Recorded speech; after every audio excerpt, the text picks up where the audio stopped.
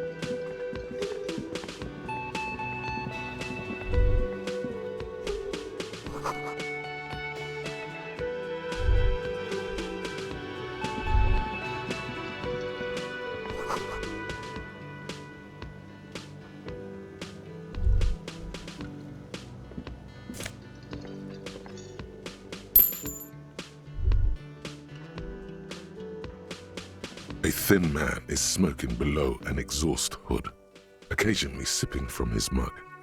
This must be the Whirling's cook. As you step in, he nods toward the table and says something in a completely foreign language. The only words you can make out are Garanci and Kubek. It must be his name, Garanci. Garanci Kubek. Sounds representative.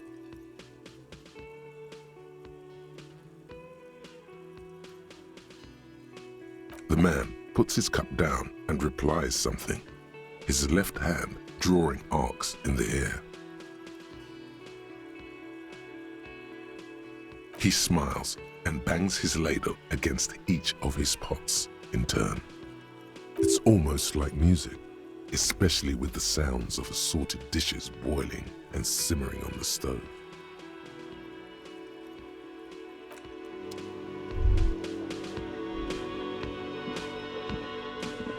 You see a heavy steel door with a prominent dimpled lock. It's painted blue. You immediately feel drawn to the color. Blue is for mystery. You do? It's a door in the back of the kitchen. Why do you care where it leads?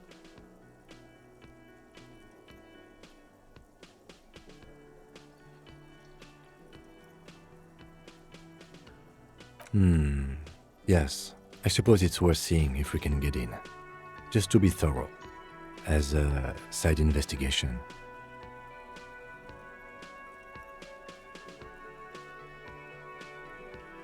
If you say so, Gart is the person to ask about this, the cafeteria manager. The cobalt blue surface feels rough to touch.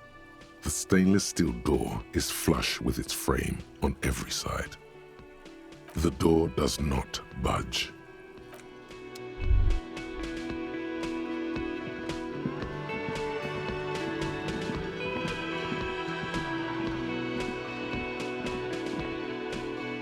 Can I help you? Another thing. Great. I love those. Oh yes, that door, sure. There's nothing mysterious about it. It's just a door. No, I don't have a key. I don't know how to get there. And I don't care either. It's not like I've been wondering about it for 10 years. It's just a frit warehouse, probably.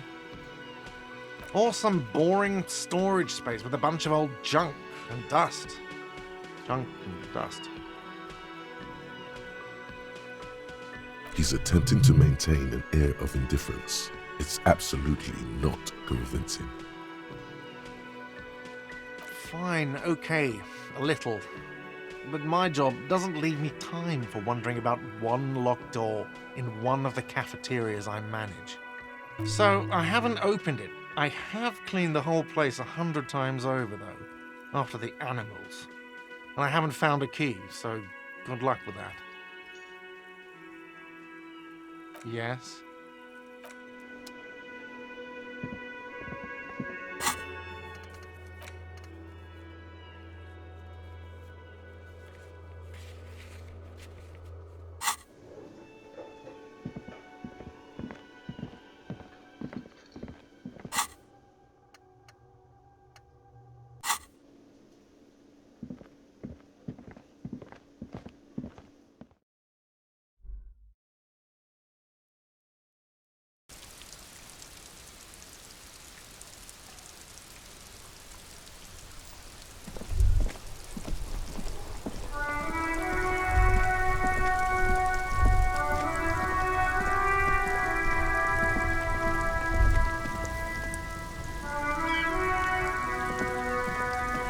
I am a gander and a hunter and a gatherer.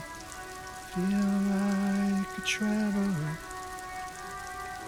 A simple little cadence. He seems to be making it up as he goes. From another planet. Hey there. It's the jam, my man. It's a traffic jam for the ages. Harbor gates up the street are shut tight. No explanation given. Workers on strike, scabs agitating. An all-around clusterfuck. Meanwhile, we're all stuck here in long-haul limbo for days upon days upon days. Upon days. Feels like forever. Like I was born on this here roundabout and this was all I ever knew. Just me and the metal and the tires, the oil and the fumes of mazout.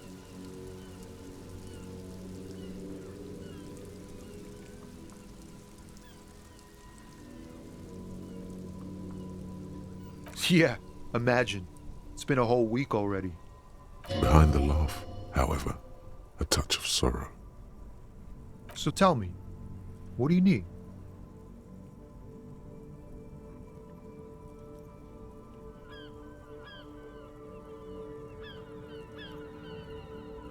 It's like, whatever's going on over at the docks.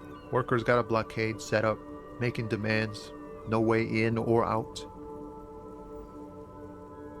Some pretty wild stuff, I hear. Like a giant new power crane in half the company? I forget what exactly. Good on them, I guess. I've heard talk there's a company rep in town, too. Like, a strike negotiator type.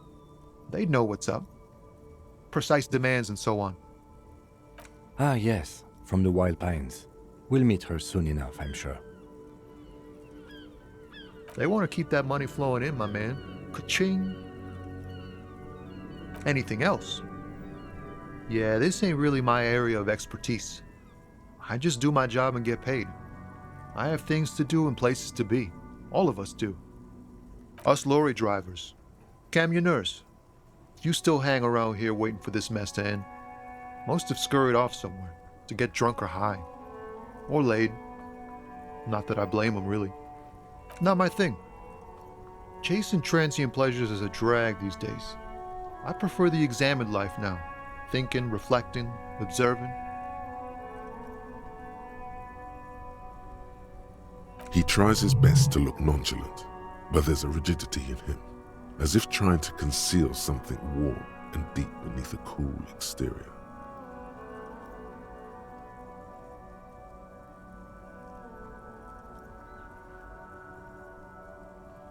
He ain't one of us drivers. I know that. All accounted for. Otherwise, I haven't really asked about that. Been wasting time right here. Keep him busy. It's easy to see he's telling the truth. He's kept his nose out of the dark stuff. Analyzing the fundamental structural and psychological conditions of being stranded in the midst of a sea of motor lorries and their sad, despondent chauffeurs. A sense of surprise there ain't more bodies hanging from more trees. Oh, high-grade narcotics, illegal firearms, stuff like that.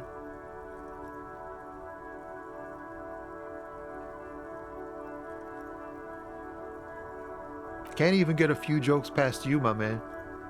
I've got another haul of found cargo. Mostly sporting goods, tracksuits, and that kind of thing. They usually get shipped to Grad in the Occident, though we've been making headway in the Il-Moran market lately.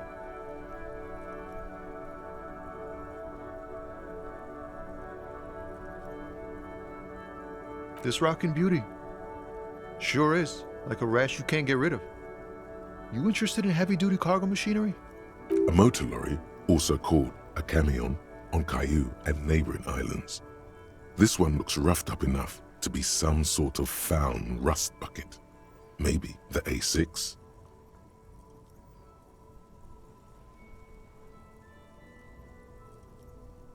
Good eye, my man. Yup, she's an old one, but reliable. Me and her spent a long time together. There it is again. A little touch of sadness beneath his cool. He thinks he's spent too long in this lorry. We're pals and all, but I can't just freely hand out the merchandise. The bosses won't be happy. Not unless they've illegalized sports equipment while I was on the road. The man taps his fingers rhythmically against his arm.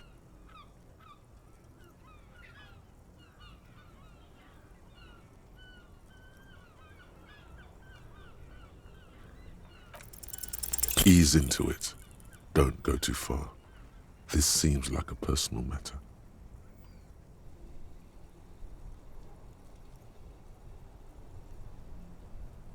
I'm okay, man. Just... the jams got me down. The fumes, the chemical rainbows, the tarpaulin stretched on the frames and the dull engines off. Maybe the full-on, direct approach wasn't correct. Damn, it's tricky business looking into someone's eyes and not doing it wrong. Don't be a stranger.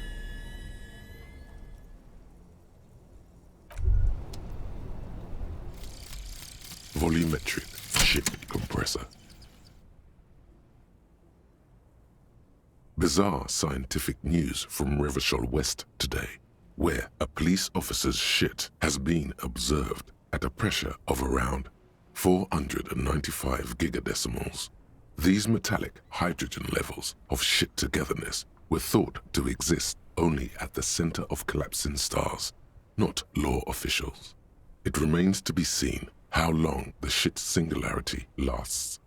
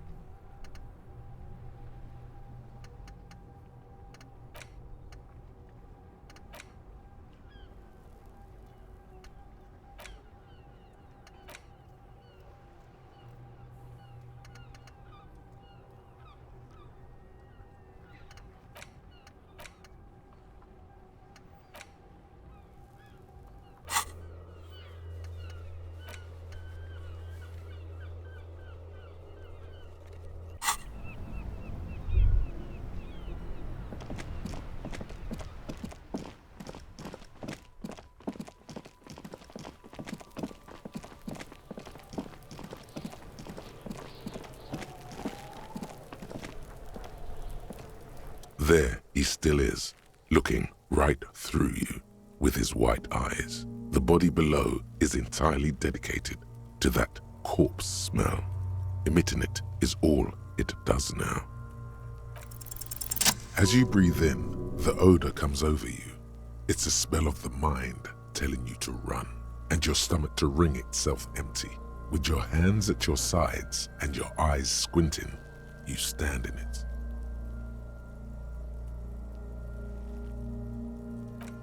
They do after 7 days, yes. We are deep in decomposition here. The man before you is naked, but for a pair of underpants and enameled boots. His skin is greenish, marbled with decaying veins, and blotched by lividity. A fading web of tattoos covers his chest and shoulders. The cargo belt used to fasten him to the branch above appears industrial in strength. The material appears to be ceramic. Its clean white stands in stark contrast to the decaying flesh above the knee. The man wore thick polymer socks, probably for padding. A fine array of interlocking plates covers them. Delicate and fragile, they feel alien to the world around you, out of place somehow. These are clearly not boots. They're armor, possibly part of a larger set. Indeed. Technically speaking, these are sabatons, not boots. Ceramic plate, zirconium dioxide most likely. This is where the make would be. Under the heel, fair weather model T500 VE. I'm guessing that's vitreous enamel. This is advanced stuff. The locals probably scavenged it.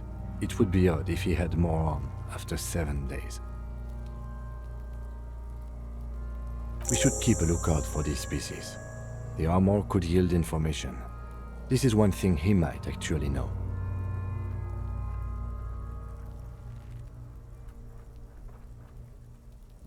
The sabatons dangle off the man's decaying form, ageless and synthetic. It is. It's expensive. We've requested similar material for our tactical units for years now. The constabularies deemed it too costly. In that time, we've lost 6 men to semi-automatics. For a full set, about 4 years of wages. For the northwest region of Revachol, an officer's average yearly income is 5,500 rial, unadjusted for rank.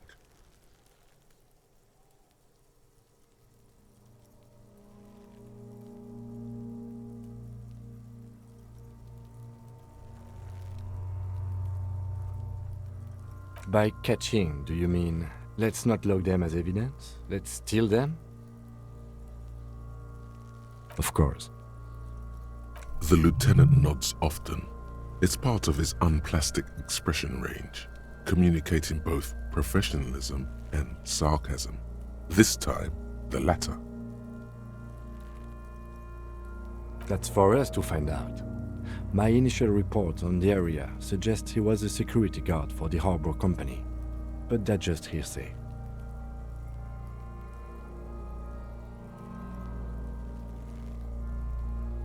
No, your first instinct was correct. This equipment is way beyond what a security guard can afford.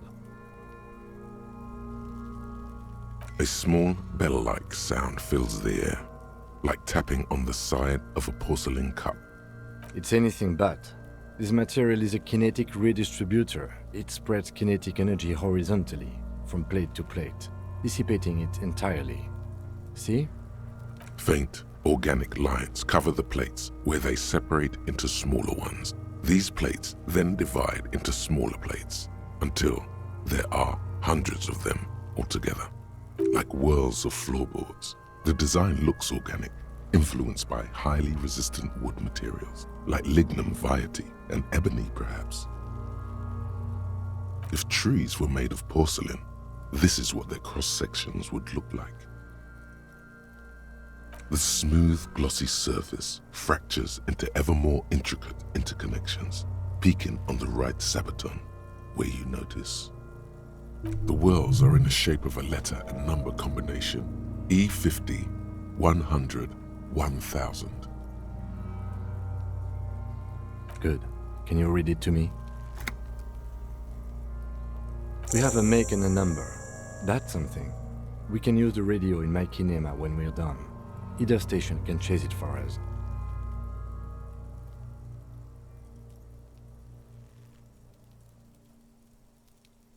This feels dangerous.